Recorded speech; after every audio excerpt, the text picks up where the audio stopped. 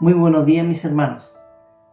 Quiero darle gracias primeramente al Señor por darme nuevamente esta oportunidad de poder hacer este devocional de nuestro tiempo con Dios hoy lunes 5 de abril, de poder bendecir sus vidas y también la mía, lógicamente, a través de este estudio y a través de la meditación de su palabra. Vamos a leer hoy nuestro tiempo con Dios en el libro de Éxodo, en el capítulo 1 de los versículos del 1 al 14. En el libro de Éxodo, en el capítulo 1 del 1 al 14, y que lleva por título La aflicción de los israelitas en Egipto. Dice así la palabra del Señor: Estos son los nombres de los hijos de Israel que entraron en Egipto con Jacob. Cada uno entró con su familia: Rubén, Simeón, Leví, Judá, Isaacar, Zabulón, Benjamín, Dan, Neftalí, Gad y Aser. Todas las personas que le nacieron a Jacob fueron 70, y José estaba en Egipto. Y murió José, y con todos sus hermanos y toda aquella generación. Y los hijos de Israel fructificaron y se multiplicaron, y fueron aumentados y fortalecidos en extremo, y se llenó la tierra de ellos. Entrando se levantó sobre Egipto un nuevo rey, que no conocía a José, y dijo a su pueblo: He aquí, el pueblo de los hijos de Israel es mayor y más fuerte que nosotros.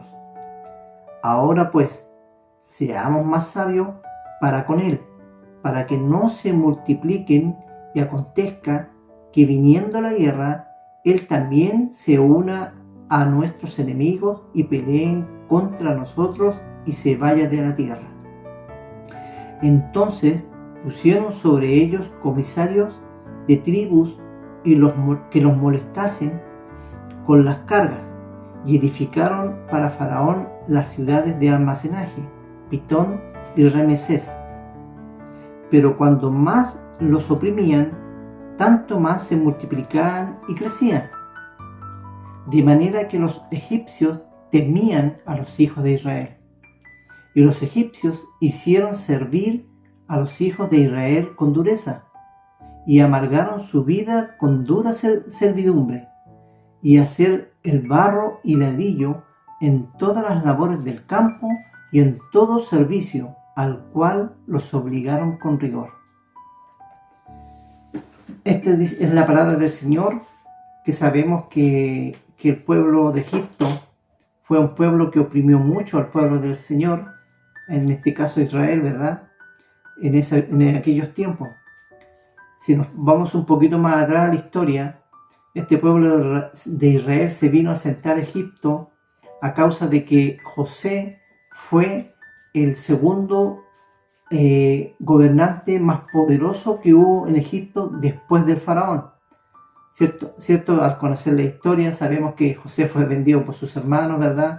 Que el Señor tuvo un propósito con José, y que José llegó a Egipto a causa de que el Señor lo llevó ahí para cumplir con José un propósito para el pueblo de Israel, ¿verdad? Cuando fue vendido por sus hermanos, él fue utilizado en Egipto, halló gracia ante los ojos del faraón. Fue una persona que leyó, que supo interpretar los sueños que tenía Faraón en aquellos tiempos, y gracias a eso Egipto se pudo liberar, ¿cierto?, de toda la mortandad que venía y que tuvo en revelación de sueño el Faraón. Por lo tanto, José también trajo a toda su parentela, ¿verdad?, a toda la nación de Jacob, a toda su descendencia, a todas las tribus a todas las familias y tribus que leímos al principio. Entonces ellos se asentaron en Egipto. Lógicamente pasaron los tiempos, pasaron los años.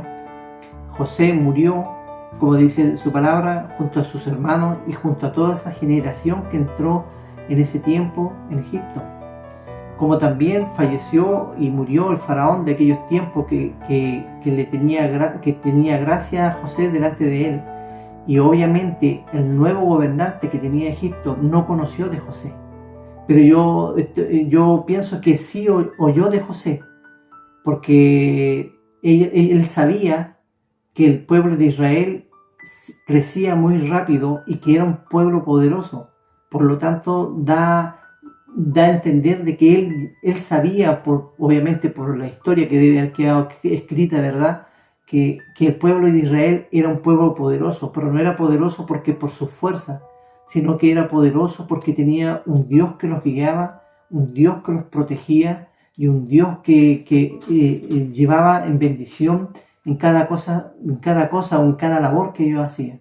Por lo tanto, este nuevo rey que había en Egipto le tuvo mucho miedo a los israelitas, ¿verdad? Porque se multiplicaban muy rápido, y él tuvo miedo de que Israel se alzara en arma o en guerra en contra de ellos, y lógicamente iban a perder esta guerra porque el pueblo de Israel era muy numeroso, eran diestros en la guerra. Por lo tanto, ellos tenían el miedo, y antes de prever esto, ellos nombraron a personas que oprimieran al pueblo de Israel. Los separaron, ¿verdad?, por tribu, pusieron gobernantes en estas tribus que los obligaron a servir, a hacer obviamente los trabajos más pesados, que eran las construcciones más grandes y más grandiosas que habían en Egipto. La hicieron los que estaban esclavos en ese tiempo, que eran los israelitas. Entonces lo llevaron a servidumbre, pero con dureza, con rigor, con dureza del látigo y con rigor de que ellos no se pudieran multiplicar y que siempre estuvieran doblegados a las órdenes de Egipto.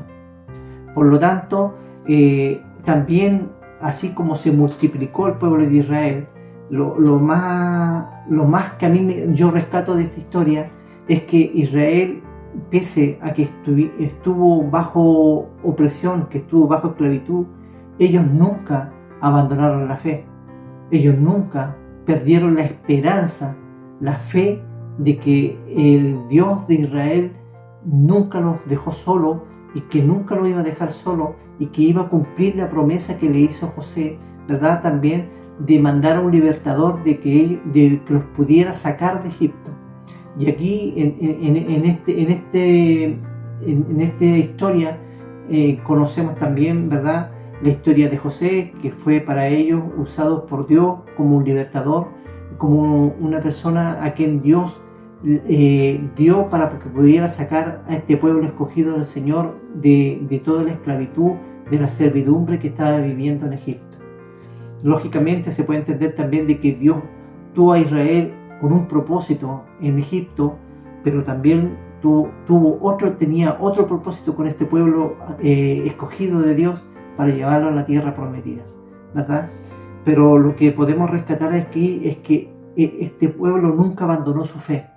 Este pueblo nunca abandonó a Dios, nunca abandonó este espíritu de saber de que Dios estaba con ellos, de que Dios los iba a ayudar, de que Dios los iba a sacar de esta esclavitud que ellos tenían, ¿verdad? Si esto lo llevamos a nuestros tiempos, lógicamente a veces nosotros, cuando pasamos dificultades, cuando pasamos algunas adversidades en nuestra vida, a veces nuestra vida se aleja un poco de Dios, y nos llevamos a cuestionarnos y a decir: ¿por qué me están pasando estas cosas? ¿Por qué paso estas cosas? ¿Por qué tengo tanto problema? ¿Por qué tengo tanta aflicción, en cierta forma, en mi vida? Entonces es en estos momentos, cuando nosotros estamos en ese tipo de aflicción, es cuando más debemos buscar a Dios, así como lo hacía Israel. Cuando más debemos buscar a Dios, cuando más debemos poner nuestra fe en Dios, porque Él nos va a liberar de todas nuestras aflicciones, dice su palabra, que todas las cosas que nos ayudan en Dios son para bien, porque Dios quiere el bien para nosotros, nunca va a querer el mal. Y a veces, cuando pasamos dificultades, cuando pasamos problemas, es porque Dios se quiere manifestar a través de esos problemas y a través de esas dificultades en nuestra vida, ¿verdad?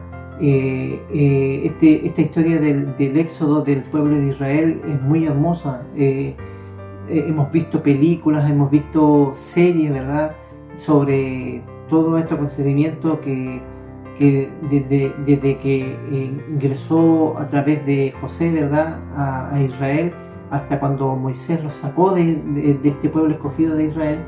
Pero nunca este pueblo abandonó la fe, nunca abandonó a este Dios poderoso, a este Dios misericordioso que día a día renueva sus misericordias, como lo hace hoy en nuestros tiempos. Dios no nos va a abandonar, Dios no nos va a dejar solos. Dios siempre va a estar con su mano extendida a bendecirnos, a poder a que todo lo que nosotros hagamos, todo lo que nosotros digamos o todo lo que nosotros vamos a hacer sea guiado por Dios y va a ser en beneficio para nosotros mismos y de bendición para nosotros mismos. Damos gracias en esta mañana por esta reflexión y podamos que esta pequeña reflexión haya quedado en su corazón y que el Señor pueda almacenar en su corazón esta palabra que es riquísima, y que la pueda meditar y que la pueda leer, la verdad, y pueda estudiar su palabra también. Doy gracias al Señor, damos gracias en esta mañana en una oración al Señor. Padre amado, te damos las gracias por la lectura de tu palabra. Gracias, Señor, porque está vigente y no ha pasado nunca de moda, Señor. Siempre está vigente en nuestras vidas. Esta palabra no ha pasado de época, no ha pasado de ser la palabra más eficaz en nuestras vidas, que es tu palabra, Señor. Esta palabra que nos guía, que nos enseña. Esta palabra que día a día, Señor, la podemos leer, la podemos escudriñar, Señor, y podemos sacar enseñanzas para nuestras vidas. Gracias, Señor, te damos en esta mañana. Bendigo a cada uno de mis hermanos que ha podido ver esta reflexión, Señor. Sea usted bendiciendo sus vidas, sus corazones. Gracias, Padre amado. Sea usted bendito en todas las cosas que se hagan, Señor. Sea su nombre bendito, sea exaltado su nombre, Padre. Te doy las gracias, Señor, en el nombre de tu Hijo, amado Cristo Jesús, nuestro amado Salvador. Amén y amén. Que el Señor les bendiga, hermano, y que tengan una bendecida semana. Dios les bendiga.